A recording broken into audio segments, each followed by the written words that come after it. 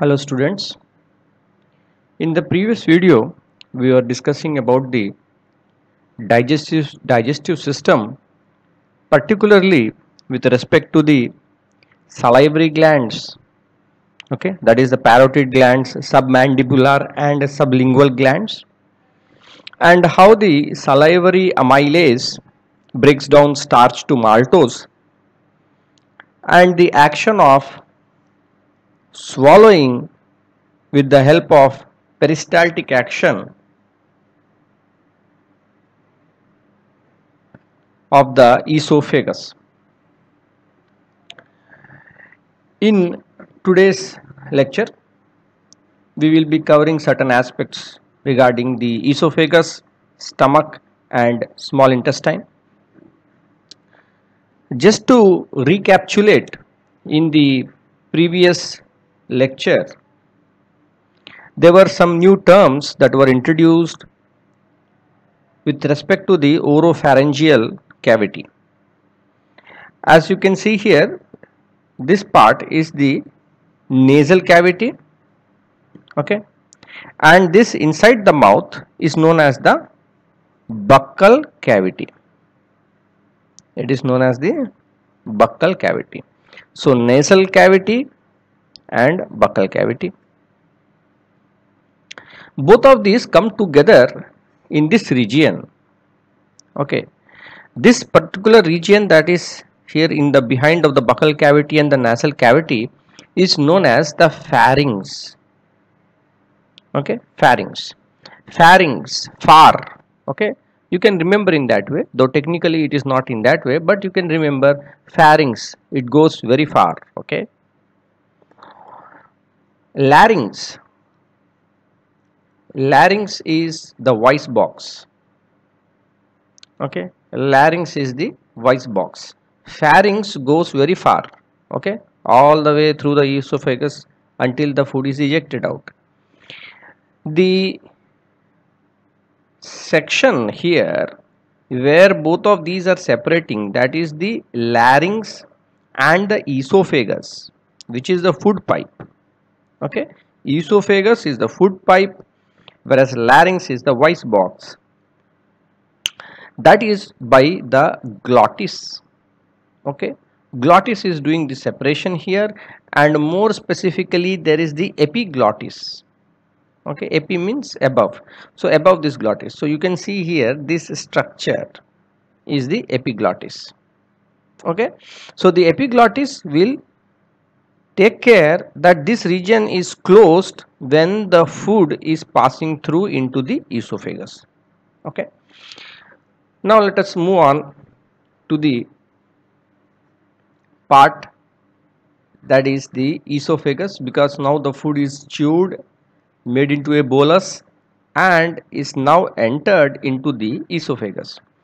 The esophagus is simply a tube that is going to carry this food up to the from the throat to the stomach, okay, and it does not produce any digestive enzymes. Once the food reaches the esophagus performs a certain special movement which is known as the peristalsis, okay. So peristalsis is a special movement in which there is a wave of contraction and relaxation across the food pipe so that the food can go down the esophagus. So this is also some secretion of the fluids or mucus in the esophagus until the food reaches the stomach. So what happens in the stomach? As you all know, stomach is a very important organ in the digestive process. So it is like an elastic bag that is able to hold up to 2 to 3 liters volume of the food. It is highly muscular tissue, so it churns the food thoroughly, and it also secretes a lot of digestive gastric juices, okay. These are highly acidic. Then as you can see, this particular region just above the stomach is the cardiac splinter. Okay, though the term is cardiac, it doesn't have anything to do with the heart. So this cardiac splinter is basically acting as a gatekeeper. Okay, so the food is, once it has entered into the stomach, it should not go back upwards. Okay, so it is providing that kind of, a sealing action. It is going to close it like a valve. Okay, circular muscle. So this one, cardiac splinter, is going to prevent the food from going backwards. In very young children, this is not very well developed, cardiac splinter. Therefore, after taking the milk, the kids, they need to be patted in the back so that they are able to release whatever the gas is produced. Okay, otherwise they can vomit that thing back. Next, as the food is going to eject from the stomach, there is another, that is the pyloric splinter. Okay, so the opening of the stomach into the intestine is known as the pylorus, and the ring of muscles is known as the splinter. So this one is known as the pyloric splinter. So it prevents the food from passing from the stomach. Okay, once it has moved downwards, it should not get back again to the stomach from the duodenum or the small intestine. So that is another here valve like action in the pyloric splinter. So the gastric juices that are secreted by the inner lining of the stomach, they are highly acidic. Okay, gastric juices are highly acidic. This pH can be almost less than 2. It is a colorless, highly acidic liquid that contains some salts and enzymes. Okay, an important enzyme that is present in the gastric juice is the pepsin. Okay, so the pepsin is what? It is an enzyme. So what is the function of this peptin? It digests the proteins. Okay, so what happens is, directly in the stomach, the pepsin is not present in the active form. Okay, so it is present in an inactive form known as the pepsinogen. Okay, which is inactive.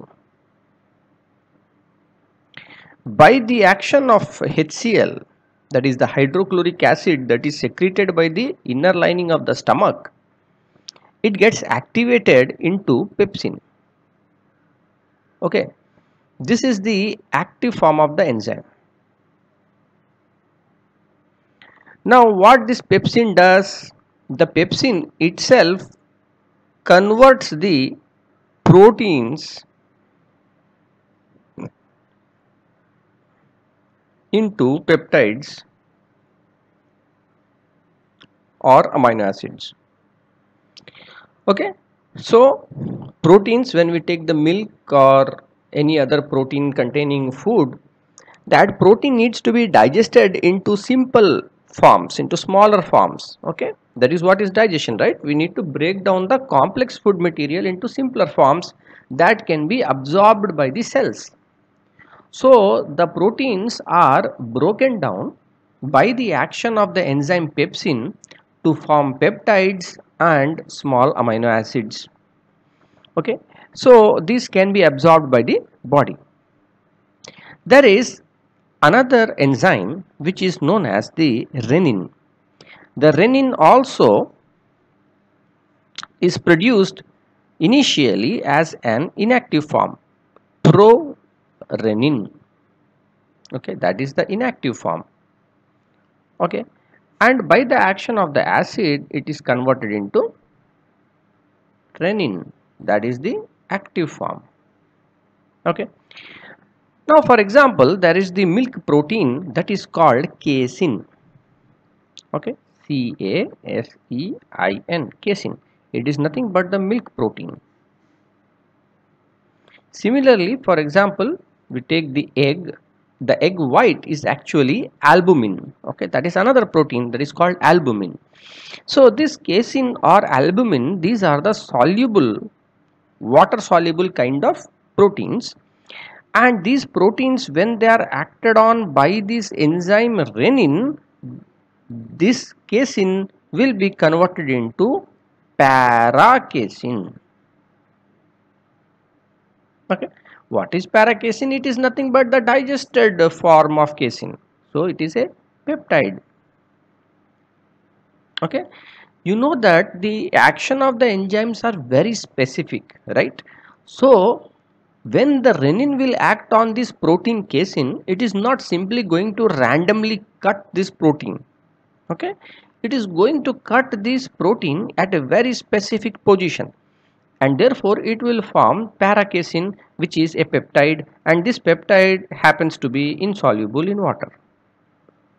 Okay, now this is about the enzymes that are secreted by the stomach. The food, once it enters the stomach, it stays there for up to 3 hours. For 3 hours the food will be churned, thoroughly mixed to attain a pulp like form, which is known as the chyme. Okay, it is a pulp like consistency. Now once this is achieved, then this pyloric splinter will open up, and it will allow this chyme to move down into the intestine. Okay, so little by little this chyme, okay, this pulp like consistency of the food will move down the small intestine. So now let us move on to understand what are the various aspects of the small intestine. Okay, small intestine. The small intestine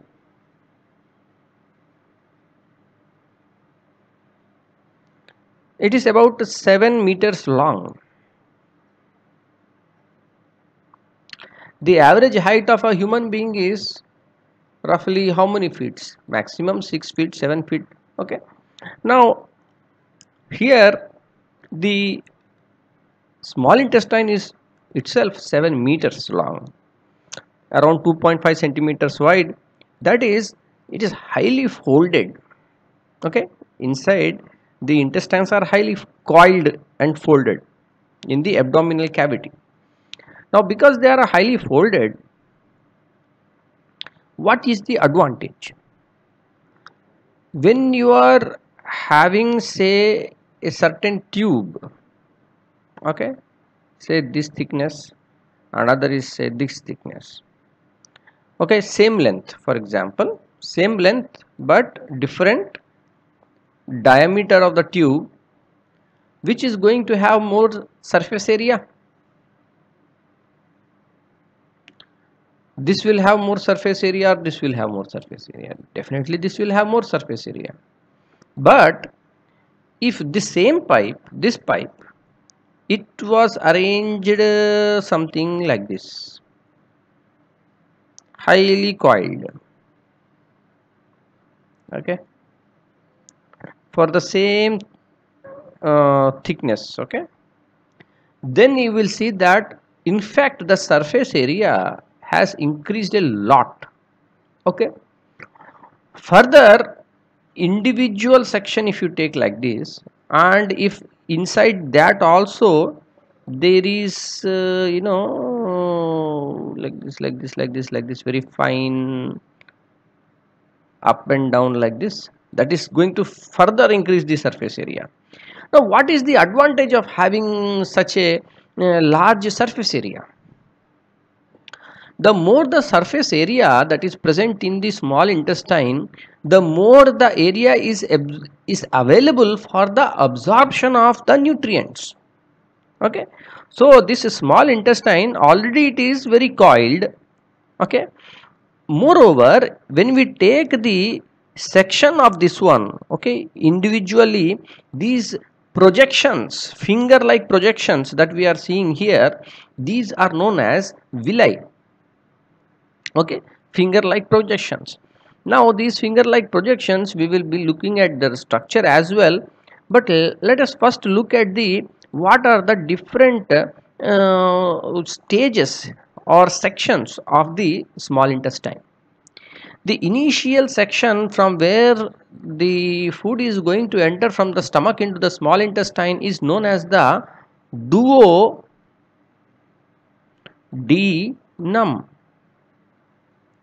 Duo, duo means two, denum means tens.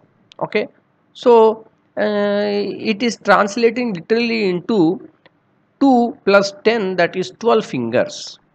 Okay, so around 12 fingers of length. Okay, the 12 fingers of length of the duodenum is generally present in the adult human being, and as you have seen earlier in the images, okay, this duodenum, it is like a curved initial structure from the stomach, okay, initial part of the small intestine. So this part is very interesting because the so many things, the liver, the pancreas, all the different kind of juices, all these things are getting mixed in this place. Okay, so duodenum, the common bile duct is going to open into this part. Okay, as well as the pancreatic juices are also going to enter through the duodenum. Next is the jejunum. Okay, so jejunum is a short region about 2 meters. Jejunum means empty because it is always empty after death of a person. Jejunum, empty. Okay, about 2 meters. Then comes the last part of the ending part of the small intestine, that is called ileum. Duodenum, jejunum, ileum. Ileum is about 4 meters. Okay, it is highly rolled, twisted, coiled. Okay, and that is going to be involved in lot of absorption process. Okay, now coming to the small finger like projections, these are known as the villi. Okay, what are they known as? Villi. Villi, in singular villus, it further increases the inner surface area of the intestine almost 8 times. So therefore it will help in the absorption of the nutrients in the body. Also there are certain holes in between these villi. Between that there will be certain holes. Through these holes, these digestive juices or will be secreted. These are glandular cells will be there, and they will be able to secrete certain juices and mucus and all these things into the food. Okay, now this what we are seeing, the structure of the villi, the outermost layer is a single cell thick. Okay, that is known as the epithelial cells, epithelial layer. Okay, outermost is the epithelium. Okay, inside when we go, then we are able to see that there are the artery, there is the vein, okay, and interconnected blood capillaries and a lymph vessel which is called the lacteal. So basically what is a lacteal? Lacteal is nothing but it is a lymph vessel. Lymph vessel. Okay, lacteal is a lymph vessel. Arteries and veins are there along with the capillaries.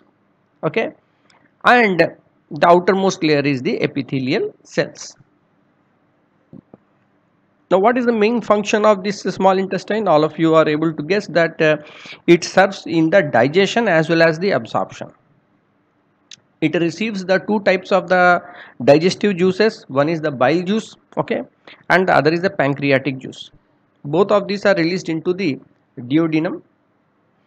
What is the importance of this bile juice and the pancreatic juice? Both of them are extremely important. Bile, okay, bile. It is a yellowish green fluid, okay, and it is produced by the liver, and it is transported by the hepatic duct. Okay, so it is transported via the hepatic duct. You can see that this hepatic duct, this is the hepatic duct. The liver is going to produce, the bile. That bile will enter into the hepatic duct, and through the hepatic duct it will enter into the duodenum. Okay, now this hepatic duct is joined by the cystic duct. Okay, so we are seeing this gallbladder also is getting joined with this one, okay, and enters into this duodenum, the common bile duct.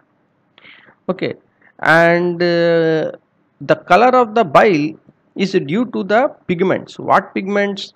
That is the biliverdin and bilirubin. Bilirubin.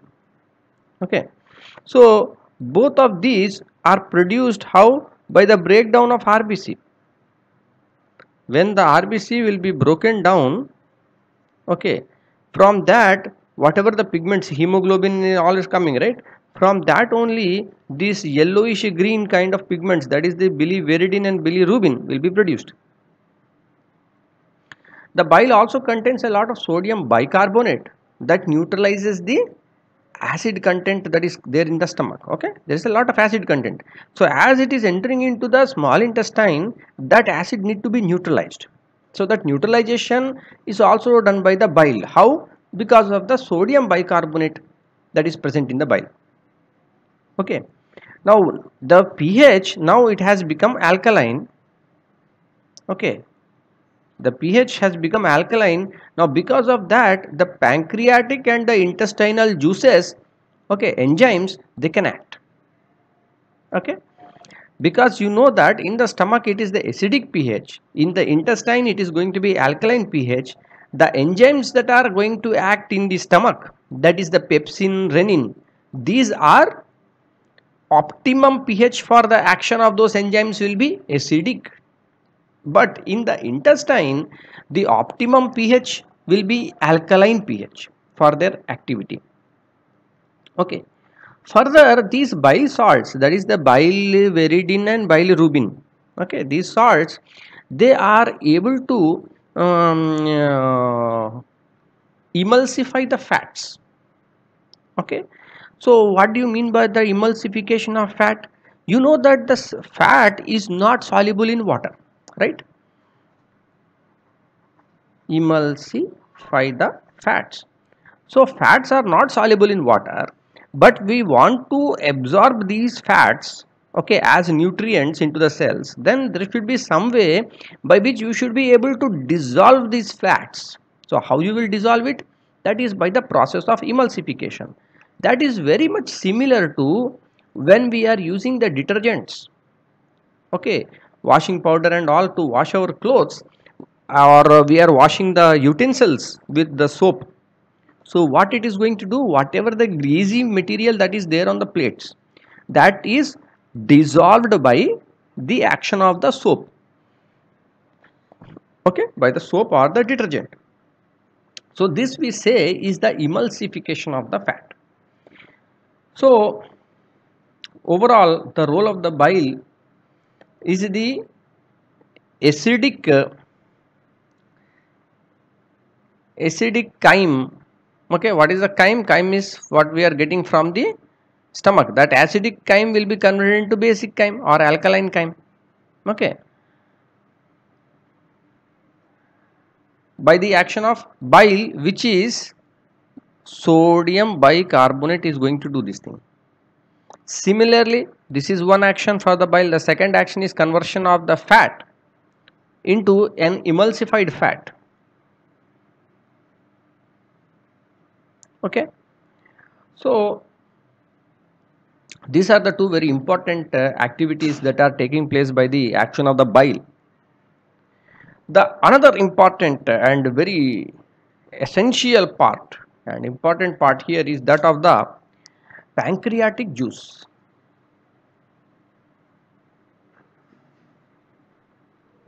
Okay, the pancreatic juice. Now all of you know that the pancreas are both endocrine as well as exocrine function. Okay, endocrine and exocrine function. Endocrine means those which are going to release the hormones or such chemical substances directly into the bloodstream, and exocrine means these are going to release their juices through ducts. Okay, through ducts they will be releasing whatever they have to release. Okay, so you know very well that the bile is released through the bile duct, and the pancreas are going to release the pancreatic juices via the pancreatic duct. Okay, so these are nothing but channels or pipes. Ducts are nothing but channels or pipes, right? So through the pipes they will be released. We are interested now particularly with the digestive process. So the pancreatic juice process, that is nothing but the exocrine function. Okay, now we are not going to look at the endocrine function, that is the hormones, that is the insulin, glucagon. We are not looking. We are going to look at the function of the pancreatic juice. Okay, let us see what are the things that are there in this one. There are the three important enzymes that are present in the pancreatic juice. One is the amylopsin. Okay, amylopsin, which is nothing but pancreatic amylase. Okay, just like salivary amylase, we have pancreatic amylase. So whatever the leftover starch is there in the food material, that will be converted into what? Maltose. Okay, because starch converts, sorry, the amylase converts starch into maltose. Another important enzyme that is present here in this is the trypsin. Okay, trypsin is going to digest the remaining proteins and other peptides into the amino acids. So trypsin first secreted as an inactive trypsinogen. Okay, and that will be converted into trypsin. Okay, by the enzyme enterokinase. We will see trypsinogen, which is inactive, will be converted by the action of another enzyme, which is enterokinase, into active form trypsin. The question is, why this inactive, active, all these things are going on? Why not directly produce the active form and it will be over? So basically what is happening is, we don't want the process to be wasteful process. That is, if directly, even though there is no requirement, active form of the enzyme is being produced, there is every chance that it will slowly also degrade the protein that is present already in the body, that is lining the intestines, that is also made up of cells and proteins. So that should not happen. Initially what is secreted? Trypsinogen, inactive form. Then there is going to be another enzyme, enterokinase. Okay, that will be in turn also be regulated to form the trypsin, which is the active form. What this trypsin is going to do? It is going to convert the proteins and peptides, okay, into smaller proteins, smaller peptides and amino acids. Okay, because you know that proteins are made up of amino acids. So ultimately breakdown product unit of the protein will be amino acid. Okay, this was about the protein. What about the leftover starch? The leftover starch is digested by the action of the pancreatic amylase, which is known as the amylopsin. Okay, amylopsin is going to convert the starch into maltose. Okay, next, whatever the emulsified fat is there, the fat was emulsified by the action of the bile. Then the enzyme called stepsin is going to convert it into the fatty acids plus glycerol. Okay, stepsin is going to break down the emulsified fat into fatty acids and glycerol. Therefore, the intestine juice has different enzymes that are going to act on the protein, carbohydrates, fats. Okay, the intestinal juice also contains erepsin, which is nothing but a mixture of the peptidases. Okay, so proteinase, peptidases. Peptidases means nothing but the enzyme that is going to break down the peptides, that is the peptidases. The maltase is going to digest maltose into glucose. Okay, maltase, you know that the starch was converted into maltose. Okay, the maltose has to be broken down into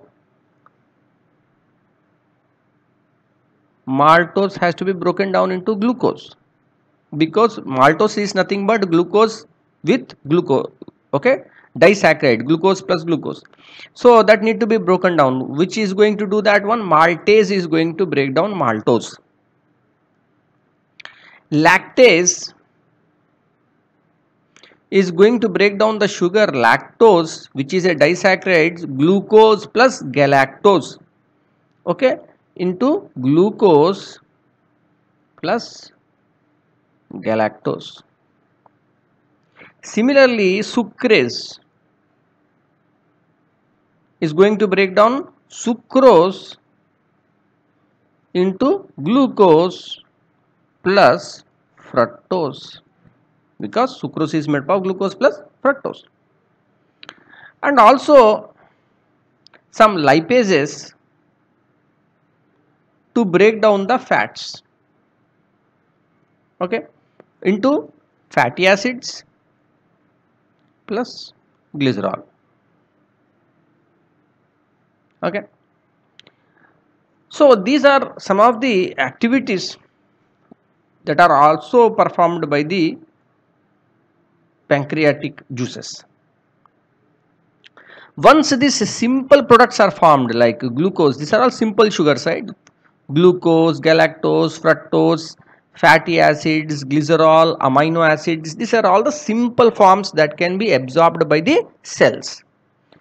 Now the amino acids and the simple sugars are very small size, therefore they can be absorbed by the blood capillaries that are there inside the villi. Okay, and they can enter into the blood circulation. Similarly, the fatty acids and glycerols are absorbed into the lymph vessels or the lacteals. Okay, so the lipids and all those will into the fatty acids and glycerols absorbed into the lymph vessels or lacteals to enter into the lymphatic system. Okay, that is forming a network throughout the body. So about the 4 hours it takes to pass through the intestine. Okay, through the small intestine. So in the stomach we saw it is about 3 hours, and in the small intestine it is about 4 hours. About 4 hours it is there in the small intestine. In our next class we will discuss about the digestion, absorption that is going to take place in the large intestine, how the assimilation of food takes place, some important points about the liver, and also we will discuss a few tests or experiments that are related to the absorption of food. Thank you.